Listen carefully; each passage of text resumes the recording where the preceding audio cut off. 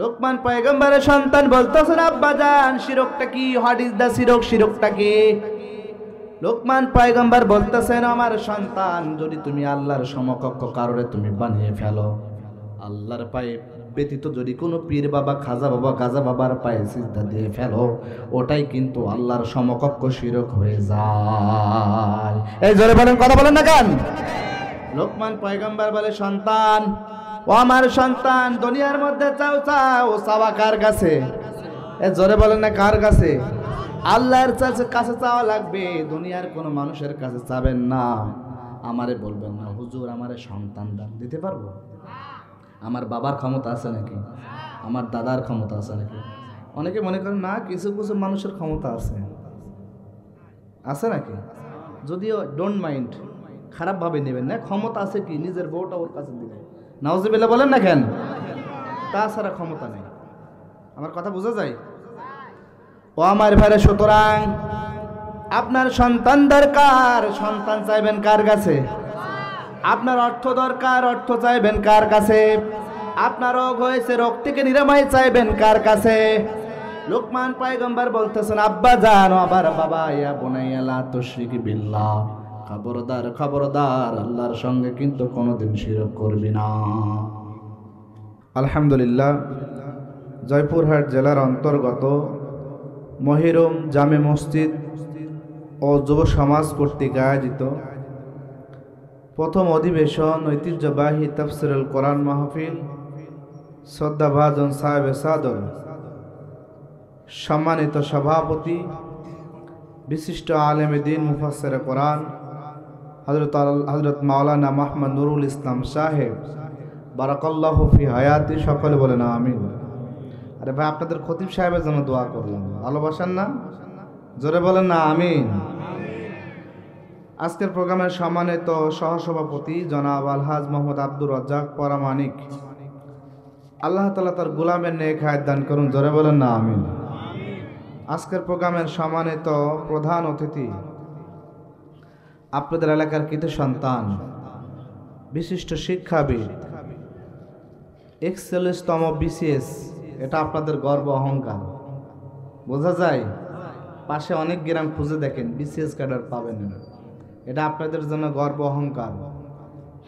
আমার প্রিয় ভাই, তরুণ উদীয়মান ব্যক্তিত্ব, যুবকদের আইডল জনাব আহমদ সোহেল রানা, বারাকাল্লাহু ফি হায়াতি, আমি ভাইয়ের জন্য দোয়া করি, আল্লাহ তাআলা তাকে ইসলামের জন্য আমৃত্যু পর্যন্ত কবুল করেন, সকলে বলেন আমিন। প্রিয় ভাইয়ের, আজকের প্রোগ্রামের দ্বিতীয় আলোচক, আল কোরআনের প্রাণবন্ত ধারাভাষ্যকার জনাব মাওলানা ইউনুস আলী সাহেব নাটোরি। তার আগে আলোচনা করেছেন মাওলানা আশরাফুল ইসলাম জিহাদি সাহেব। আমার বাম পাশে বসে আছেন জয়পুরহাট জেলার গর্ব অহংকার, অগণন্ত তৌহিদের হৃদয়ের স্পন্দন, আল কোরআনের প্রাণবন্ত ধারাভাষ্যকার, যিনি হাজার হাজার মানুষকে তিনি কোরআন থেকে কথা উপস্থাপন করে মানুষকে বিমুগ্ধ এবং বিমোহিত করেন, আমার শ্রদ্ধেয় বড় ভাই, বিশিষ্ট আলেমে দ্বীন জনাব মাওলানা বাংলাদেশ মজলিসুল মুফাসসিরিন জয়পুরহাট জেলার সম্মানিত সুযোগ্য সেক্রেটারি জনাব মাওলানা সানাউর হোসেন সাইফি সাহেব, আল্লাহ তাআলা তার গোলামের কণ্ঠের প্রশস্ততা দান করুন, সকলে বলেন আমিন। আসসালামু আলাইকুম ওয়া রাহমাতুল্লাহ। প্রিয় ভাইয়েরা, জয়পুরহাটবাসী, আপনারা ভালো আছেন তো?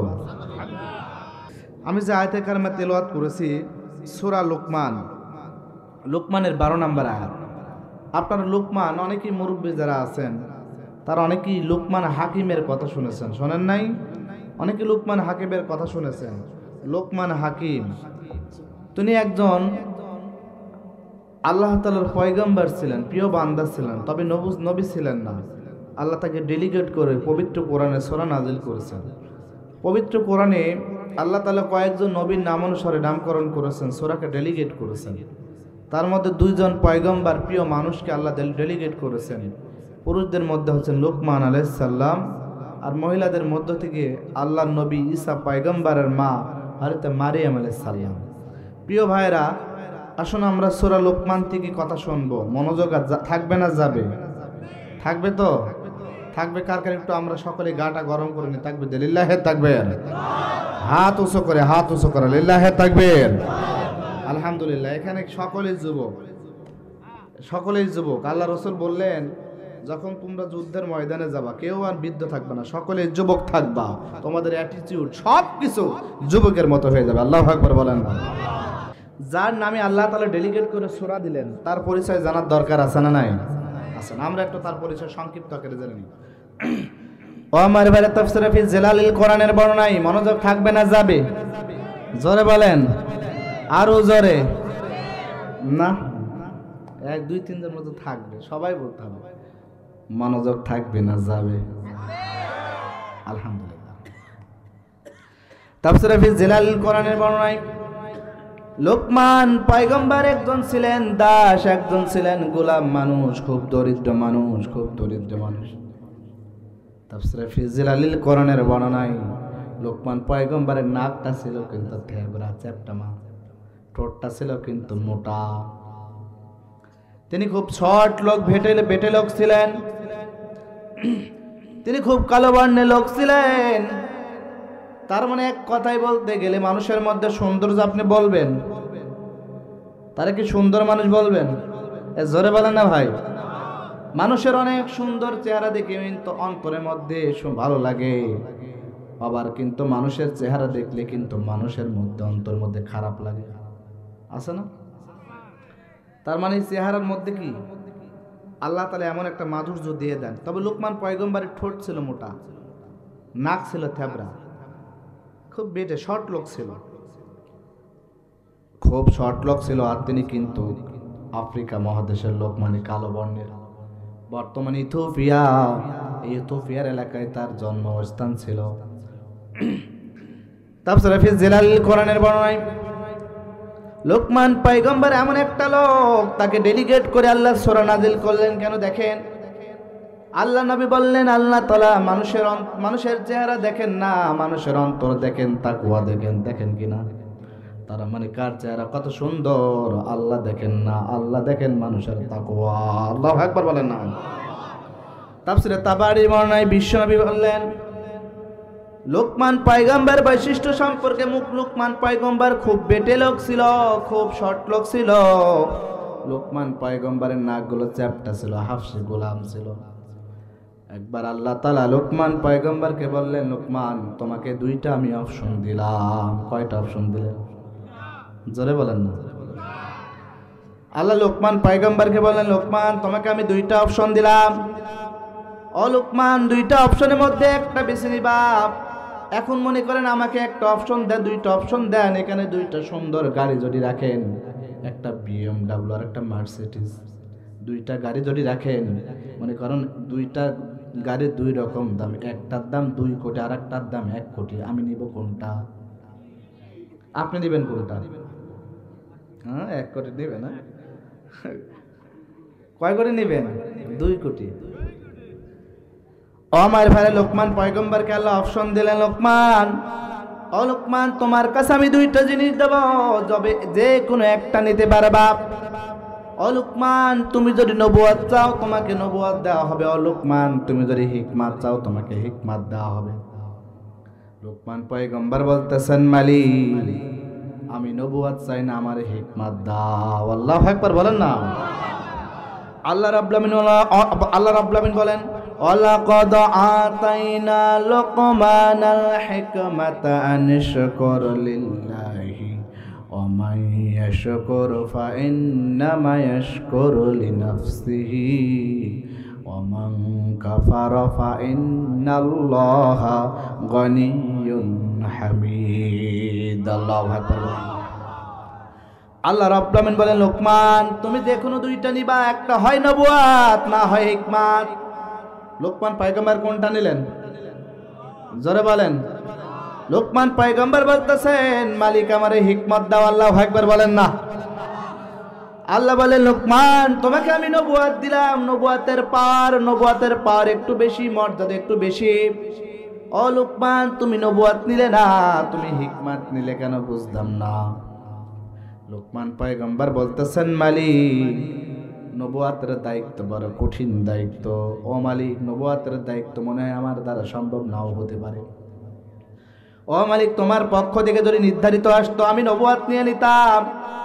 ও মালিক, যেহেতু তুমি আমাকে, আর মালিক আপনি যেহেতু আমাকে অপশন দিয়ে দিলেন, অপশনাল দিলেন, বেছে নিতে দিলেন, এজন্য আমি নবুয়তের দায়িত্ব নিয়ে যদি পালন না করতে পারি, তার মানে কিয়ামতের দিন আপনার কাঠগড়ায় আমার দাঁড়ানো লাগবে।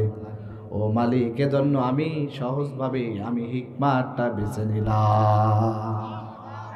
চিন্তা করেন এই লোকমান পয়গম্বর কেমন মানুষ ছিল। তাফসীরে ফি জিলালিল কোরআনের বর্ণনায় লোকমান পয়গম্বর একজন প্রজ্ঞাবান ব্যক্তি ছিল। আল্লাহু আকবার বলেন না। তার এমন জ্ঞান ছিল গোটা বিশ্বে ওই সময় লোকমান পয়গম্বরের মতো আর জ্ঞানী লোক ছিল না। লোকমান পয়গম্বর যেহেতু একজন কৃতদাস ছিল, তার মালিক দেখতো লোকমান পয়গম্বরের কাছে হাজার হাজার লোকগুলো আসতো চিকিৎসা নিতে, জ্ঞান নিতে, প্রজ্ঞা নিতে আসতো। লোকমান পয়গম্বরের মালিক লোকমান পয়গম্বরকে বলতেছেন, লোকমান, তোমার কাছে সব লোক আছে, তোমার কাছে সব লোক আসে, তুমি তো তুমি নাকি বলে জ্ঞানী মানুষ, তোমার একটু পরীক্ষা নিতে চাই। লোকমান পয়গম্বরের মালিক বলে, লোকমান, তোমার একটু পরীক্ষা নিতে চাই। লোকমান পয়গম্বরের মালিক বলে, লোকমান, যাও, তুমি যাও, পৃথিবীর মধ্যে সবচাইতে দুইটা নিকৃষ্ট জিনিস আনবা, যে দুইটা নিকৃষ্ট জিনিস পৃথিবীর মধ্যে এর চাইতে আর খারাপ জিনিস নাই। কি জিনিস? দুইটা নিকৃষ্ট এবং খারাপ জিনিস নিয়ে আসবা। লোকমান পয়গম্বর বাসায় গেলেন। লোকমান পয়গম্বর বাসায় গেলেন, যাওয়ার পরে তিনি একটা বকরি জবাই করলেন। বকরি জবাই করার পরে বকরির জিহ্বা কাটলেন এবং হৃৎপিণ্ড কাটলেন, হৃৎপিণ্ড কাটলেন এবং জিহ্বা কাটলেন। দুইটা জিনিস কাটার পরে মালিককে বলতেছেন, মালিক, পৃথিবীর মধ্যে দুইটা জিনিসের চাইতে নিকৃষ্ট জিনিস কিন্তু নাই। এবার লোকমান পয়গম্বরের মালিক বলতেছে, লোকমান, পৃথিবীর মধ্যে তুমি দুইটা জিনিস নিয়ে আসবা, ভালো জিনিস নিয়ে আসবা, এর চাইতে পৃথিবীর মধ্যে ভালো জিনিস নাই। লোকমান পয়গম্বর আবার বাসায় গেলেন। যাওয়ার পরে আবার কিন্তু বকরি জবাই করলেন।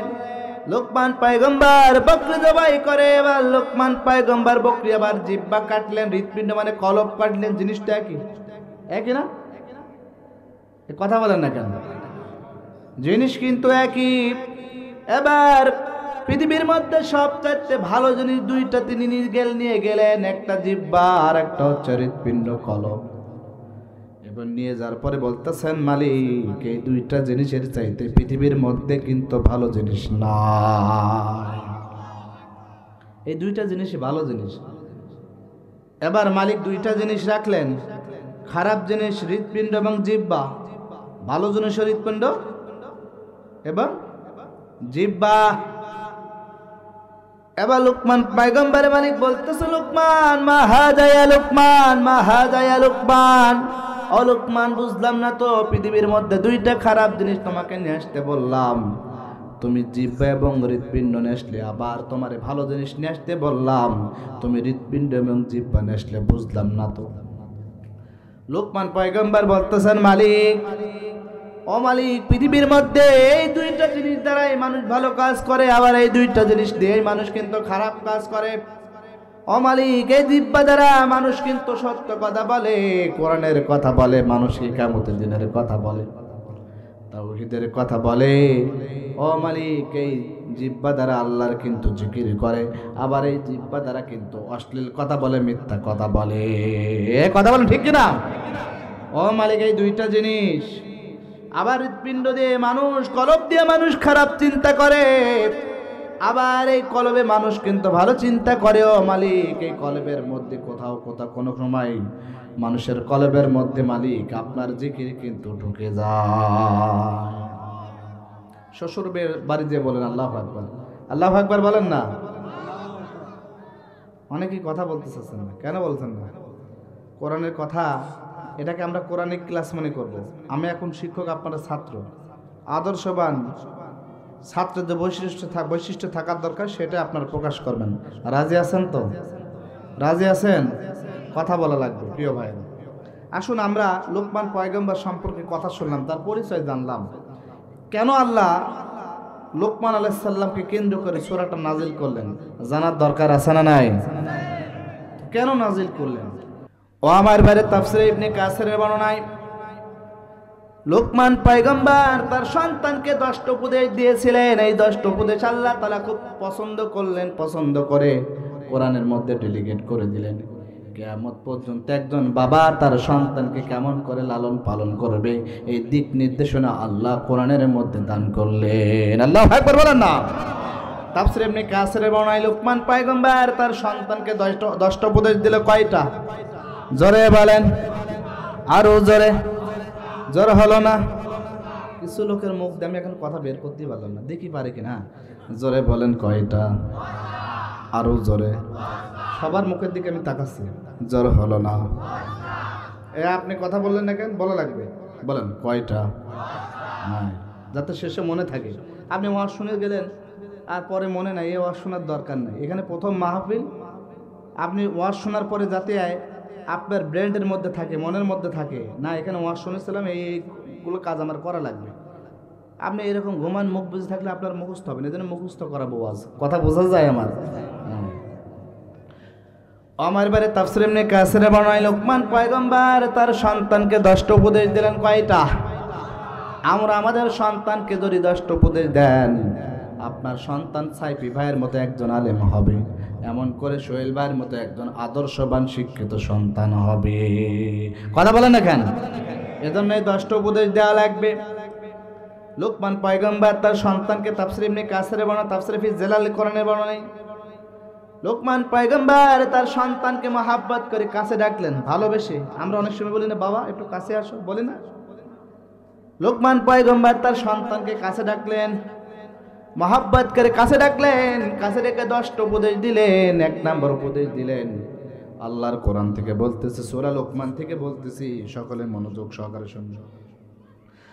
লোকমান পয়গম্বর প্রথম উপদেশ দিলেন, আমার সন্তান, আইযা ক্বালা লোকমানু লিবনিহি ওয়া হুয়া ইয়াইযুহু ইয়া বুনাইয়া লা তুশরিক বিল্লাহি ইন্নাশ শিরকা লাযুলমুন আযীম। আল্লাহু আকবার। লোকমান পয়গম্বর তার সন্তানকে ডেকে বলতেছেন, ইয়া বুনাইয়া, ও আমার সন্তান, ও আমার সন্তান, লা তুশরিক বিল্লাহ, ওই আল্লাহর সঙ্গে কিন্তু শিরক করা যাবে না। 1 নম্বর কি? শিরক করা যাবে না। শিরক করা? আপনাদের এলাকায় কি মানুষ শিরক করে নাকি? করে? লোকমান পয়গম্বর বলেন, ইয়া বুনাইয়া, আমার সন্তান, শিরক করা যাবে না। লোকমান পয়গম্বরের সন্তান বলতেছেন, আব্বাজান, শিরকটা কি? হোয়াট ইজ দ্য শিরক? শিরকটা কি? লোকমান পয়গম্বর বলতেছেন, আমার সন্তান, যদি তুমি আল্লাহর সমকক্ষ কারোরে তুমি বানিয়ে ফেলো, আল্লাহর পায়ে ব্যতীত যদি কোনো পীর বাবা, খাজা বাবা, গাজা বাবার পায়ে সিজদা দিয়ে ফেলো, ওটাই কিন্তু আল্লাহর সমকক্ষ শিরক হয়ে যায়। এই জোরে বলেন, কথা বলেন না কেন? লোকমান পয়গম্বর বলে, সন্তান, ও আমার সন্তান, দুনিয়ার মধ্যে চাও চাও, চাওয়া কার কাছে? এ জোরে বলেন না, কার কাছে? আল্লাহর কাছে চাওয়া লাগবে, দুনিয়ার কোনো মানুষের কাছে চাবেন না। আমারে বলবেন না, হুজুর আমারে সন্তান দান, দিতে পারবো? আমার বাবার ক্ষমতা আছে নাকি? আমার দাদার ক্ষমতা আছে নাকি? অনেকে মনে করেন না, কিছু কিছু মানুষের ক্ষমতা আছে। আছে নাকি? যদিও ডোন্ট মাইন্ড, খারাপভাবে নেবেন না। ক্ষমতা আছে কি? নিজের বউটা ওর কাছে দিলে। নাউজুবিল্লাহ বলেন না কেন? তাছাড়া ক্ষমতা নেই। আমার কথা বোঝা যায়? ও আমার ভাইরা, সুতরাং আপনার সন্তান দরকার, সন্তান চাইবেন কার কাছে? আপনার অর্থ দরকার, অর্থ চাইবেন কার কাছে? আপনার রোগ হয়েছে, রোগ থেকে নিরাময় চাইবেন কার কাছে? লোকমান পয়গম্বর বলতেছেন, আব্বা জান, আবার বাবা, ইয়া বুনাইয়া লা তুশরিক বিল্লাহ, খবরদার, খবরদার, আল্লাহর সঙ্গে কিন্তু কোনোদিন শিরক করবি না। লোকমান পয়গম্বর বলতেছে, খবরদার আব্বা, তুই শিরক করিস না। পৃথিবীর মধ্যে যত গুনাহ আছে, আল্লাহ এই শিরকের গুনাহ ক্ষমা করেন না। আল্লাহ সব গুনাহ ক্ষমা করে দেন, অনলি শিরকের গুনাহ আল্লাহ ক্ষমা করেন না। কথা কি বোঝা যায় আপনার? ও আমার বাইরে, শিরকের গুনাহ কেমন আল্লাহ ক্ষমা করেন না? আমি একটা এক্সাম্পল দিব, লক্ষ্য করে শুনবেন। মনে করেন একজন স্বামী স্ত্রীর সংসার, স্বামী ঢাকাতে কাজ করে, মনোযোগ আছে না গেছে? আমি একটা এক্সাম্পল দেব। আমাদের ইমাম আজম আবু হানিফা রাহমাতুল্লাহ, যাকে বাংলাদেশের মানুষ বেশিরভাগ ফলো করে, ইমাম আজম আবু হানিফার সময় একজন নাস্তিক ছিল, তিনি কিন্তু আল্লাহরে কিন্তু মানতেন না। তিনি ঘোষণা দিতেন আল্লাহ, আল্লাহ বলতে কিছু নাই। নাউজুবিল্লাহ বলেন, আল্লাহ বলতে কিছু নাই, তিনি ঘোষণা দিলেন। এবার লোকজন বলে, ও নাস্তিক তুমি কি বলো আল্লাহ বলতে কিছু নাই মানে? আমরা তো আল্লাহর সিজদা করি, আল্লাহর ইবাদত করি। নাস্তিক বলতেছে, তাহলে তোমরা কি আল্লাহর প্রমাণ দিতে পারবা, ডকুমেন্ট প্রমাণ দিতে পারবা, আল্লাহর অস্তিত্বের প্রমাণ দিতে পারবা? এবার লোকজন বলে, ও নাস্তিক শোনো, আমরা যদি নাও পারি তবে আমাদের ইমামে আজম আবু হানিফা রাহমাতুল্লাহ তিনি কিন্তু ঠিকই পারবেন। এবার নাস্তিক বলল, ঠিক আছে, তোমাদের ইমামে আজম আবু হানিফাকে তোমরা ডাকো। এবার লোকজন বলল, হুজুর একজন নাস্তিক আছে, তিনি আল্লাহরে মানে না, আল্লাহর অস্তিত্বের প্রমাণ কি আপনি দিতে পারবেন? তখন ইমামে আজম আবু হানিফা বলতেছেন, অবশ্যই পারবো। তখন ইমাম আজম আবু হানিফা রাহমাতুল্লাহ তখন নাস্তিককে বলল, ঠিক আছে, আগামী জুমার দিনে তোমার সঙ্গে বিতর্ক করব। একটা টাইম নির্ধারণ করা হলো। এবার নাস্তিক চলে গেল ওই ময়দানে, হাজার হাজার মানুষ সেখানে চলে গেল। ইমাম আজম আবু হানিফা রাহমাতুল্লাহ ইচ্ছাকৃতভাবে 2 ঘন্টা লেট করলেন। কয় ঘন্টা লেট করলেন? জোরে বলেন না। ইমাম আজম আবু হানিফা রাহমাতুল্লাহ 2 ঘন্টা কিন্তু লেট করলেন। এবার তিনি 2 ঘন্টা লেট করে গেলেন। এবার নাস্তিক তো রাগান্বিত, রেগে একেবারে অস্থির। এবার নাস্তিক বলতেছে, মুসলমানরা, তোমাদের ইমাম আজম আবু হানিফার কাণ্ড জ্ঞানে তো ঠিক নাই। তিনি নিজে 2 ঘন্টা লেট করে আসে, আবার আমার সঙ্গে কি আল্লাহর অস্তিত্বের প্রমাণ দিবে?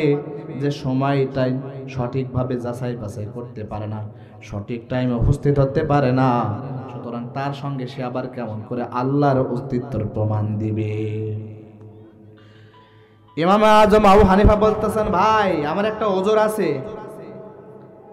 তো নাস্তিক বলতেছেন, তোমার কি ওজর আছে? ইমাম আজম আবু হানিফা বলতেছেন, ভাই আমি যখন বাড়ি থেকে বের হব, বাড়ি থেকে বের হওয়ার পরে আমার বাড়ির সামনে বিশাল একটা নদী। আমি দেখলাম নদীর ঘাটে কোনো নৌকা নাই, আমি পার হব কেমন করে? আমি উত্তর দিকে তাকালাম, দেখলাম বিশাল একটা গাছ। কথা বোঝা যায়?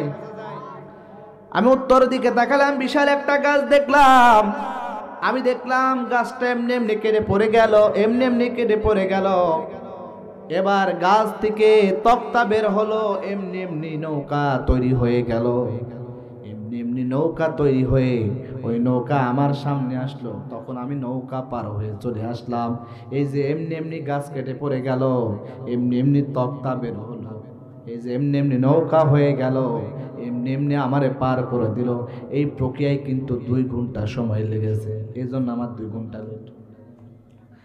এবার নাস্তিক মুসলমানদের বলতেছে, না মুসলমানরা দেখো, তোমাদের ইমামে আজম আবু হানিফা পাগল হয়ে গেছে, তার তো মাথা ঠিক নাই।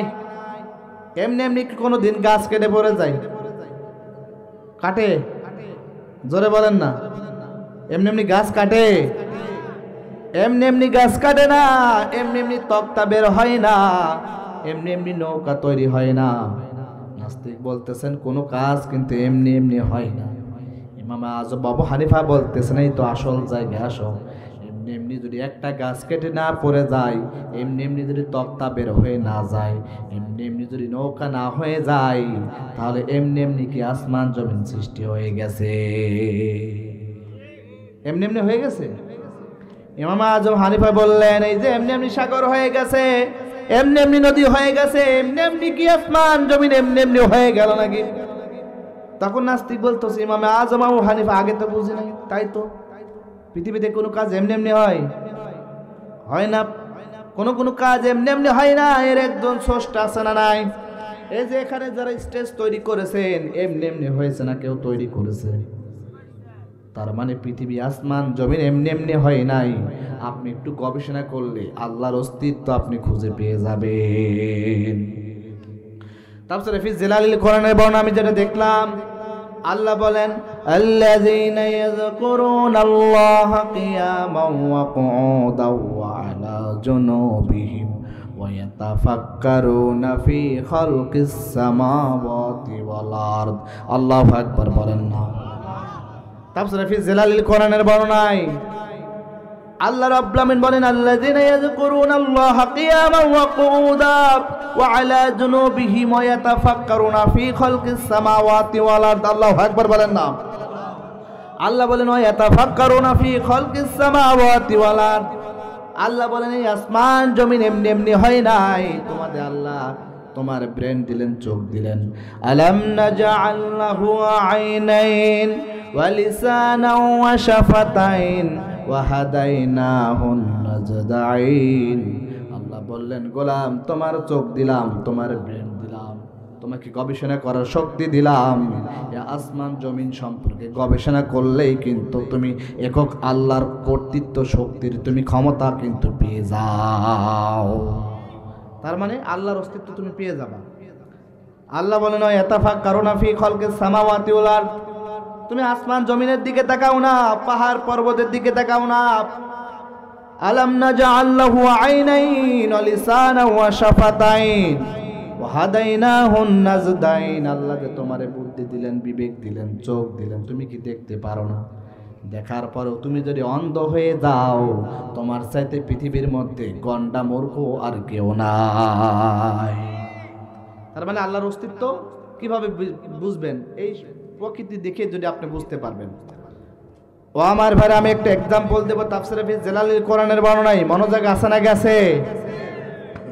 তাফসীরে ফি জিলালিল কোরআনের বর্ণনায় ইব্রাহিম পয়গম্বর যখন তিনি একক সৃষ্টিকর্তা সম্পর্কে একটু গবেষণা করতে লাগলেন, তিনি দেখলেন তার কওমের লোকেরা, তার গোষ্ঠীর লোকেরা, এলাকার লোকেরা বাবেল, বর্তমান বাবেল ইরাক শহর, ইরাকের বাবেল শহর, তিনি দেখতেছেন গোটা এলাকার লোকগুলো শুধু মূর্তি পূজা করে, কেউ গাছ পূজা করে, কেউ পাহাড় পূজা করে, কেউ চন্দ্র পূজা করে, কেউ সূর্য পূজা করে। এমন করে বিভিন্ন রকম বিভিন্ন জন বিভিন্ন পূজা করতে থাকে। ইব্রাহিম পয়গম্বর দেখতেছেন কিছু সংখ্যক লোক গাছ পূজা করতেছে, আবার ওই গাছ কাটতেছে, আকার খড়ি বানায় না। ইব্রাহিম পয়গম্বর দেখলেন না না না, ওই গাছ কি কখনো রব হতে পারে না, রব হতে পারে না। তাহলে রবটা আমার কে? তাফসীরে ফি জিলালিল কোরআনের বর্ণনায় ইব্রাহিম পয়গম্বর একদিন আকাশের দিকে তাকালেন। আকাশের দিকে তাকানোর পরে সুন্দর সুন্দর ঝলমল করে নক্ষত্র দেখলেন। আল্লাহু আকবার বলেন না। আকাশের ওই তারাগুলো, আকাশের ওই তারাগুলো ঝিলিমিলি করছে। আল্লাহু আকবার বলেন। ইব্রাহিম পয়গম্বর তখন আকাশের দিকে তাকালেন। আল্লাহর কোরআন থেকে বলতেছে, তাফসীরে ফি জিলালিল কোরআনে বর্ণনায় ইব্রাহিম পয়গম্বর তখন বললেন ফালাম্মা জান্না আলাইহিল লাইলু রাআ কাওকাবান ক্বালা হাযা রাব্বি ফালাম্মা আফালা ক্বালা লা উহিব্বুল আফিলিন। তখন ইব্রাহিম পয়গম্বর আকাশের দিকে তাকালেন। আকাশের দিকে তাকালেন, তখন তিনি ফালাম্মা জান্না আলাইহিল লাইলু রাআ কাওকাবান ক্বালা হাযা রাব্বি। তখন তিনি আকাশের দিকে তাকালেন। তাকানোর পরে সুন্দর সুন্দর ঝলমলে নক্ষত্রগুলো দেখলেন। তখন তিনি মনে মনে বললেন ক্বালা হাযা রাব্বি, এই নক্ষত্রগুলো আমার রব, এই নক্ষত্রগুলো আমার রব। ফালাম্মা ফালা, আবার ওই নক্ষত্রগুলো সকালে কিন্তু দেখা যায় না। কেউ কি নক্ষত্র তারা গেলে দেখা যায় সকালে? তখন তিনি সকালে আর ফালাম্মা ফালা আর সকালে কোনো তারা দেখতে পেলেন না। তখন তিনি বললেন ক্বালা, তখন তিনি বললেন লা উহিব্বুল আফিলিন, এটা তো আমি পছন্দ করি না। আমার রব যদি হবে তাহলে তিনি অস্তমিত হয়ে যান কেমন করে? আবার তখন তিনি দ্বিতীয় দিন, নেক্সট টাইম দ্বিতীয় দিন আকাশের দিকে তাকালেন। তাকানোর পরে সুন্দর সমুজ্জ্বল রূপী একটা তারা দেখলেন। আল্লাহু আকবার বলেন না। তখন তিনি তারা দেখলেন। তাফসীরে ফি জিলালিল কোরআনে বর্ণনা আল্লাহ বলেন ফালাম্মা রাআল কমারা বাযিগান ক্বালা হাযা রাব্বি ফালাম্মা আফালা ক্বালা লা ইল্লাম ইয়াহদিনি রাব্বি লা আকুনান্না মিনাল কওমিদ দাল্লিন।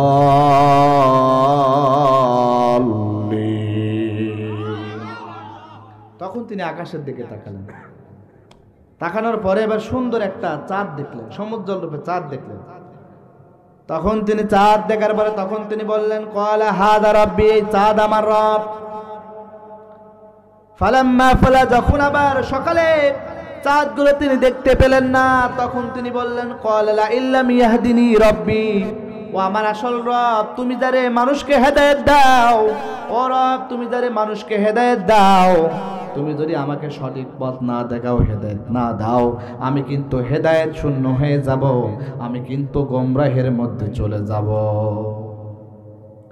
তখন তিনি বললেন ক্বালা লা ইল্লাম ইয়াহদিনি রব্বি, ও রব তুমি আমাকে হেদায়েত দাও, লাকুনান্না মিনাল কওমিদ দাল্লিন, ও রব আমি তো হেদায়েত থেকে দূরে সরে যাব। এবার তিনি পরের দিন সুবহে সাদিকের পরে পূর্ব দিগন্তে বিশাল একটা কি দেখতে পেলেন? সূর্য দেখতে পেলেন। কি বিশাল একটা সূর্য দেখতে পেলেন।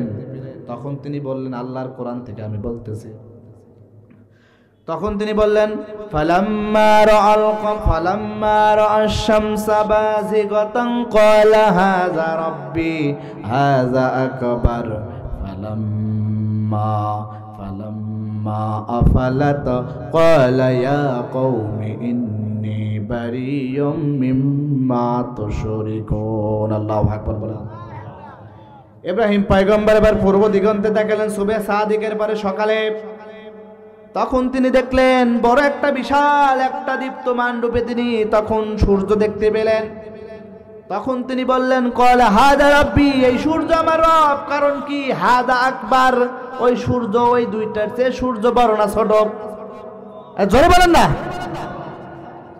ওই দুইটার চেয়ে সূর্য একটু বড়, তার মানে এটাই আমার রব হবে, এটাই আমার রব, এটাই আমার রব। ফালাম্মা ফালাত, যখন আর পশ্চিম দিগন্তের পরে সন্ধ্যার পরে আর কি সূর্য দেখা যায়, পশ্চিম দিগন্তের পরে যখন সূর্য অস্তমিত হয়ে গেল, তখন তিনি বললেন ইয়া কওমি, আমার সম্প্রদায়ের লোকেরা, ও আমার সম্প্রদায়ের লোকেরা, ইয়া কওমি ইন্নী বারিয়্যুম মিম্মা তুশরিকুন, ও মহিরুম ভাইরা, ও মহিরুমবাসীর লোকেরা, সুতরাং ওই আল্লাহ একত্ববাদের স্রষ্টা, যিনি একত্ববাদের রব, ওই আল্লাহর প্রতি আপনার ঈমান রাখা লাগবে, শিরক করা যাবে না। ইব্রাহিম পয়গম্বর তখন বললেন আমার কওমের লোকেরা শোনো, তোমরা যে সম্প্রদায়ের লোকেরা যে শিরক করো, আমি কিন্তু ওই শিরক করি না। আল্লাহু আকবার বলেন না। তখন তিনি বলেন ইন্নী ওয়াজ্জাহাতু ওয়াজহিয়া লিল্লাযী ফাতারাস সামাওয়াতি ওয়াল আরদা হানিফা ওয়া মা আনা মিনাল মুশরিকিন। তখন একনিষ্ঠ আল্লাহর দিকে ফিরে গেলেন, তখন ফিরে গেলেন একত্ববাদের রবের তিনি সন্ধান পেয়ে গেলেন, তিনি এক রবের তিনি সন্ধান পেয়ে গেলেন। তাফসীর ফি জিলালিল কোরআনের বর্ণনা। এবার তিনি 3 দিন পরে দেখতেছে ওই এলাকার লোকগুলো সবাই মূর্তি পূজা করে, সবাই শিরক করে। একটা মন্দিরের মধ্যে কোথাও হাতির মূর্তি, কোথাও হনুমানের মূর্তি, কোথাও সিংহের মূর্তি, কোথাও বানরের মূর্তি, কোথাও সাপের মূর্তি তিনি দেখলেন। আর সব লোকগুলো কেন কি যেন মন্ত্রপাঠ করে, কি যেন মন্ত্রপাঠ করে। তিনি মনে মনে ভাবলেন এটা কিছু তো বুঝি না, সব একেবারে ভণ্ড, কিছু বুঝি না। তিনি দেখতেছেন সব লোকগুলা মূর্তির সামনে মন্ত্রপাঠ করে, বন্দে মাতারাম, জয় জয় রাম সীতারাম, হরে কৃষ্ণ হরে রাম, ওম নমো ভগবতী বাসুদেবায়। আছে না নাই? ওরা যত বলে ওম শান্তি বুদ্ধং শরণং গচ্ছামি, ধাম্মং শরণং গচ্ছামি, ওরা যত বলে ওম শান্তি, ওরা তার চেয়ে বেশি ইন্ডিয়ায় করে অশান্তি। কথা বলেন না কেন? ওরা যত বলে ওম শান্তি, ওরা মায়ানমারে তার চেয়ে বেশি করে অশান্তি। ওরা যত বলে ওম শান্তি, ওরা তার চেয়ে চিনি করে বেশি অশান্তি। কথা বলেন না কেন? সুতরাং ওরা যতই বলে ওম শান্তি, ওরা কিন্তু অশান্তি ছাড়া কিচ্ছু চায় না। ইব্রাহিম পয়গম্বর দেখতেছেন লোকগুলা মন্ত্রপাঠ করে, বন্দে মাতারাম, জয় জয় রাম সীতারাম, হরে কৃষ্ণ হরে রাম। বলে না অনেকে, বলে হরে কৃষ্ণ হরে রাম, জয় রাম বলে। ইব্রাহিম পয়গম্বর দেখলেন বন্দে মাতারাম, জয় জয় রাম সীতারাম, হরে কৃষ্ণ হরে রাম, ওম নমো ভগবতী বাসুদেবায়। এমন করে কি যেন একটা মন্ত্র পাঠ করে তারা। এবার ইব্রাহিম পয়গম্বর বলে তো কিচ্ছু ভালো নাই, একটাও কি ভালো আছে? জোরে বলেন না ভাই, একটাও তো ভালো নাই। এবার লোকজন বলতেছেন ইব্রাহিম আমাদের মেলায় আমরা যাব, তুমি চলো আমাদের সকলেই আমাদের সাথে যায়, আমরা সকলেই যাই। আল্লাহর কোরআন থেকে বলতেছে ইব্রাহিম পয়গম্বর বললেন ইন্নী সাকিম, আমি অসুস্থ, যেতে পারবো না। আল্লাহু আকবার বলেন না। মানুষ কিন্তু দুই ধরনের অসুস্থ হয়, কয় ধরনের? জোরে বলেন না, আরে জোরে বলেন, আরো জোরে। দুই ধরনের অসুস্থ হয়, একটা অসুস্থ হচ্ছে শারীরিক, আর একটা কি? এই তো মাশাআল্লাহ সবই তো জানেন আপনারা দেশে। হ্যাঁ, একটা রোগ, একটা অসুস্থ শারীরিক আর একটা মানসিক। মানসিক শারীরিক রোগ দেখা যায় বোঝা যায়, কিন্তু মানসিক রোগ কিন্তু দেখা যায় না বোঝা যায়। একজন নবী তো স্বাভাবিক মানসিক রোগে ভুগবে, কারণ তিনি একজন নবী, আল্লাহর পক্ষ থেকে তিনি দিনের মিশন এবং মিশনের দায়িত্ব নিয়েছেন। তিনি দেখতেছেন তার কমের সব লোকগুলা শুধু শিরক আর শিরক করে, মূর্তি পূজা করে। নবীদেরকে আল্লাহ মূর্তি ভাঙার জন্য দুনিয়ায় পাঠিয়েছেন, আর নবী দেখতেছেন সব লোকগুলা মূর্তি পূজা করে। নবী কি ভালো থাকতে পারে? স্বাভাবিকভাবে মানসিক অস্থিরতায় ভুগবেন, এটা তো স্বাভাবিক। ও আমার বারে যে কথা বলতেছিলাম, এবার লোকজন বলল ইব্রাহিম চলো আমাদের সঙ্গে মেলায় যাই। ইব্রাহিম পয়গম্বর বলে না না, আমি মেলায় যেতে পারবো না, আমি মেলায় যেতে পারবো না, ইন্নী সাকিম, আমি অসুস্থ, যেতে পারবো না। এবার লোকজন বলে ইব্রাহিম তাহলে তুমি আমাদের মূর্তিগুলো পাহারা দাও। লোকজন সব চলে গেল, আর ইব্রাহিম পয়গম্বর মনে মনে বলল আজকে তোর মূর্তি জম্মের পাহারা দেব, আজকে জম্মের পাহারা দেব। ইব্রাহিম পয়গম্বর দেখলেন মূর্তিগুলোর সামনে সুন্দর সুন্দর ডিজায়ার আইটেম খাবার। ইব্রাহিম পয়গম্বর দেখলেন মূর্তিগুলোর সামনে সুন্দর সুন্দর ডিজায়ার আইটেম খাবার, মূর্তির সামনে প্রসাদ আছে না নাই? আপনি যে কোনো মন্দিরে যাবেন দেখবেন মূর্তির সামনে সুন্দর সুন্দর প্রসাদ, কোথাও ফল মূল আছে, কত রকম খাবার আছে, একটা মূর্তি কেউ খেতে পারে। কিন্তু সব মূর্তির সামনে তো বড় বড় সুন্দর সুন্দর খাবার, ভালো ভালো খাবার। এই খাবারগুলো ইব্রাহিম পয়গম্বর দেখলেন সব মূর্তির সামনে পড়ে আছে। আল্লাহর কোরআন থেকে বলতেছি ফারাগা ইলা আলিয়াতিহিম, তিনি তখন কাছে গেলেন মূর্তিগুলার কাছে। যাওয়ার পরে এবার ওই যে ডিজায়ার আইটেম খাবার, সুন্দর সুন্দর খাবারগুলো তিনি তুললেন, এভাবে হাত দিয়ে তুললেন, তোলার পরে মূর্তির সামনে ধরলেন, ধরার পরে বললেন ফাকাল আলা তাকুলু, খা না ভাই, তুই খা, তোর জন্য এত সুন্দর খাবার রেখেছে, তুই খা। তোর কি খাওয়ার কি ক্ষমতা আছে? একটার তো খাওয়া ক্ষমতা নেই। ফাকাল আলা তাকুলুন, খা না ভাই, তোর জন্য এত সুন্দর খাবার, তুই খাবি না তো কে খাবি? ওকে খেতে পারবে? জোরে বলেন, খেতে পারবে? ফাকাল আলা তাকুলুন, খা, ওর একটাও কিন্তু খাই না। মা লাকুম লা তানতিকুন, হয় খাবি নাই, কথা বল। ও কি কথা বলতে পারে না খেতে পারে? খেতেও পারতে না, কথাও তো বলতে পারে না।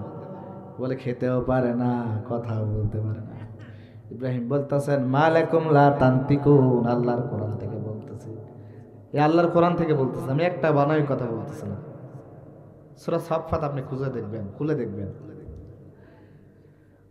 মা লাকুম লা তানতিকুন, হয় খা নাই, কথা ক। একটাও খায় না, একটাও কথা বলে না। এবার ইব্রাহিম পয়গম্বর খুব রাগান্বিত হলেন। আমি কয়েকদিন আগে ফেসবুকে দেখলাম, এক মাস আগে ফেসবুকে দেখলাম আমাদের বাংলাদেশে একটা মূর্তি মন্দিরে একটা ছোট্ট বাচ্চা, আপনারা দেখছেন কি জানি না, একটা ছোট্ট বাচ্চা ওই মূর্তির সামনে খাবার ছিল, খায় না, ঠেলে মুখের মধ্যে, খা খা। কেউ দেখছেন এখানে? কেউ দেখেন না আপনারা, বেশিরভাগ বয়স্ক তো কেউ দেখেন না। তো ওই বাচ্চাটা মুখের মধ্যে ঠেলে বলতেছে খা খা, আমি ফেসবুকে দেখলাম, ভাইরাল হয়েছে। ইব্রাহিম পয়গম্বর খাবার নাই, মুখের মধ্যে ঠেলে বলে খা খা খা, একটাও খাই নাই। ইব্রাহিম পয়গম্বর রাগান্বিত হলেন। রাগান্বিত হওয়ার পরে এবার একটা করে ঘুষি দেওয়া শুরু করলেন, একটা করে ঘুষি দেওয়া শুরু করলেন। ঘুষি দিয়ে কারোর মুখ ভাঙে, কারোর নাক ভাঙে, কারোর চোখ তুলে নেয়, এরকম ভাঙতেছে। একটা করে ঘুষি দেয় আর ভাঙতেছে, একটা করে ঘুষ দেয় ভাঙছে। ইব্রাহিম পয়গম্বর বললেন না, এরকম হবে না, এবার কুপা শামসু করতে হবে। কথা বলেন না কেন? বলে এবার কুপা শামসু আছে না, বলে কুপা শামসু। যখন তিনি মেরে মেরে ভেঙে ফেললেন, না, এরকম তার ভাঙা যায় না, ওরা আস্তে রকম সাইজ করতে হবে। এবার কি করলেন, তিনি মন্দির থেকে একটা কুড়াল নিলেন, মন্দির থেকে কুড়াল নিলেন। কুড়াল নেওয়ার পরে সবগুলো একেবারে কোপা সামসু বলতে বলতে একেবারে সব কোপাতে সব শেষ করে দিলেন। এবার তিনি তখন দেখলেন সামনে একটা বিশাল বড় মূর্তি। এবার কি করলেন, ওই কোড়ালটা মূর্তির ঘাড়ের উপর রেখে দিলেন। ওইটা কিন্তু তিনি ভাঙলেন না, বুদ্ধি করে ওটা রেখে দিলেন, ভাঙলেন না, সব ভাঙলেন। ওই সাপের মূর্তি ভাঙলেন, হনুমানের মূর্তি ভাঙলেন, বাঘের মূর্তি ভাঙলেন, সিংহের মূর্তি ভাঙলেন, মানুষের মূর্তি ভাঙলেন। যেটা সবচেয়ে বড় ওই বড়টা রেখে দিলেন। রাখার পরে বড়টার কাঁধের উপর কুড়াল রাখলেন। রাখার পরে কিছুক্ষণ পরে এবার ওই মেলা থেকে লোকজন চলে আসলো। আসার পরে বলতেছেন, দেখতেছেন সবগুলো একেবারে শেষ, কারোর হাত নাই পা নাই, আসানা নাই, কারোর হাত নাই পা নাই, চোখ নাই, মূর্তির কিচ্ছু নাই, একেবারে সব ফিনিশ। আমাদের দেশেও, আমাদের বাংলাদেশেও একটা মূর্তি ছিল, মূর্তির হাত পা ছিল না। জোরে বলেন না কেন? এই জোরে বলেন না কেন? বুঝেন না আপনারা? আমাদের দেশে মূর্তি ছিল, এই ভদ্রলোক সাহেবের মূর্তির হাত একটা নদীতে পাওয়া যায়, পা একটা নদীতে পাওয়া যায়। আমাদের কুষ্টিয়ার যেটা সবচেয়ে বিতর্কিত হয়েছিল, মামুনুল হককে অ্যারেস্ট করা হয়েছিল, জানেন তো? আমাদের কুষ্টিয়ার একটা মূর্তি ছিল, বিশাল মূর্তি। ওটাকে কে বা কারা ভেঙেছিল রাতের আধারে। পরে সারা দেশব্যাপী মিছিল, মিটিং হলো, আন্দোলন হলো, মাদ্রাসার কয়েকজন ছাত্রকে গ্রেপ্তার করলো, মামুনুল হক সাহেবকে গ্রেপ্তার করলো। তারপরেই কিন্তু সেখানে প্রতি 3টা মানে স্টেপ করে ভাগ করে কয়েকজন করে পুলিশকে পাহারা দিত, কয়েকজন পুলিশ পাহারা দিত। কুষ্টিয়ার একেবারে প্রাণ কেন্দ্র ছিল। 5 আগস্টের পরে দেখলাম ভদ্রলোকের সাহেবের হাত নাই, হাত মজমপুর গেটে। পা দেখলাম গড়াই নদীর তীরে পড়ে আসে, মাথাটা আর নাই, খুঁজে পাওয়া যায় না, খুঁজে আর পাওয়া যায় না। কোথায় যে ভদ্রলোকের মাথার খুঁজে পাওয়া যায় না, দেহটা শুধু পড়ে আছে, দেহটা একেবারে পড়ে আসে, 60 পাট হয়ে পড়ে আছে। এবার লোক দেখলেন সব মূর্তিগুলো একেবারে ফিনিশ, হাত নাই, পা নাই, মাথা নাই, একেবারে ভাঙতে ভাঙতে শেষ করে দিলেন, কিচ্ছু নাই, একটা বড় আছে। এবার লোকজন বলতেছেন, ইব্রাহিম এই মূর্তিগুলো ভাঙলো কে? ইব্রাহিম পয়গম্বর বলে, আমি কিচ্ছু জানি না। তো বলে, কে জানে? বলে, সব জানে, তোদের এই বড় রাম বাবু, এই যে বড়টা আছে, বলতেছেন আমি কিচ্ছু জানি না, সব জানে তোদের এই বড় রাম বাবু, ওই মনে করেছে। এবার লোকজন বলে, ইব্রাহিম ও তো কথাই বলতে পারে না। এবার ইব্রাহিম পয়গম্বর বলে, ও যদি কথা না বলতে পারে তাহলে ওর তোরা সিজদা করিস কেন? ওর তোরা ভগবান মানিস কেন?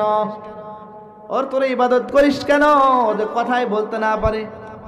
এবার লোকজন বলো, না ইব্রাহিম বুঝেছি, তুমি ভেঙেছো। এবার সব লোকজন গুলো ইব্রাহিম পয়গম্বরকে অ্যাটাক করলো, আক্রমণ করলো, অ্যারেস্ট করলো, হাত পা বেঁধে ফেললো। বললেন, চলো আমরা নমরুদের কাছে নিয়ে যাই, আমাদের প্রভু বাদশাহ নমরুদের কাছে আমরা চলো নিয়ে যাই।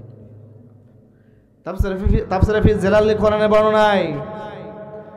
এবার সব লোকজন নমরুদের কাছে নিয়ে গেলেন। নমরুদ বলতেছে, ইব্রাহিম, ও ইব্রাহিম, আমি ছাড়া আর কেউ রব আছে নাকি? আমি তো জানি না।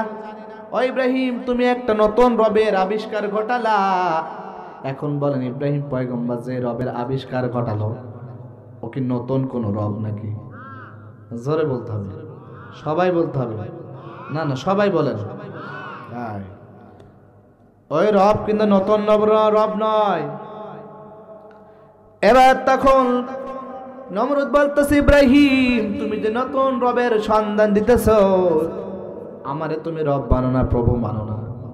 সে রবের তুমি কথা বলতেছো, সে রবটাকে আল্লাহর কোরআন থেকে বলতেছে। ইব্রাহিম পয়গম্বর বললেন, রব্বি আল্লাযী ইউহয়ী ওয়া ইউমীত, আমার সে রব আল্লাহ যিনি মানুষকে জীবন দান করেন, আবার মানুষকে মৃত্যু ঘটান।